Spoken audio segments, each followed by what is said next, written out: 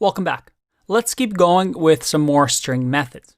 Now we've learned about adding and removing ones. We learned about append, insert, and extend. And then in removing, we learned about pop, remove, and clear. There's a few other important ones.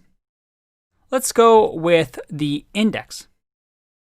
So instead of clearing here, let's clean this up.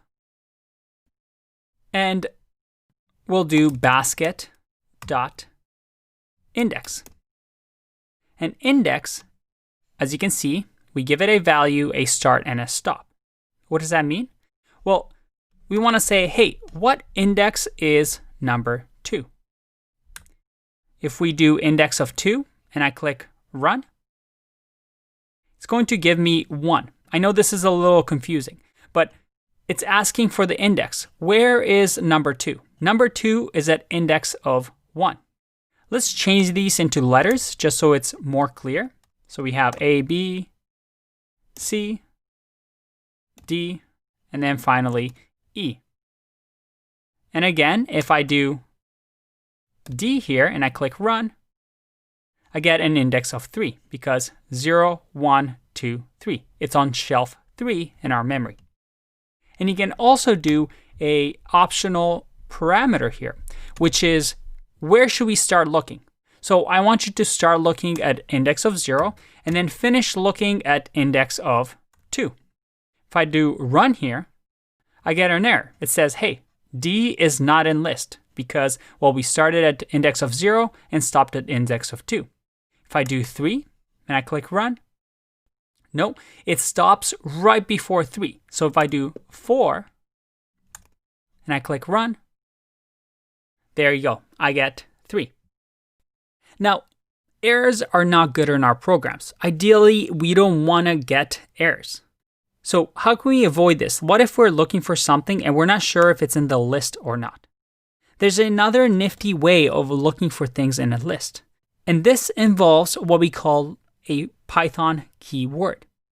A keyword is something that you use in Python that, well, already has some meaning. For example, a keyword here, if I go to Python keywords, are all these words that already mean something. Now we're going to go through them, and we haven't seen a lot of them yet. But we might have seen true, right? In Boolean values, true means something. So in Python, we can't really use the word true because, well, it already means something. There's a word called in that, as you can see, as soon as we type, means something, is a keyword in Python. And this is quite nice. We can say, hey, is D in basket? And if I run this, I get true. Okay, is X in basket?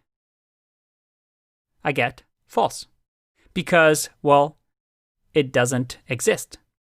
And this is actually quite useful, and we can even do it for strings. For example, if I'm looking for, let's say, the letter I in a word, and let's say it's I in hi, my name is Ian.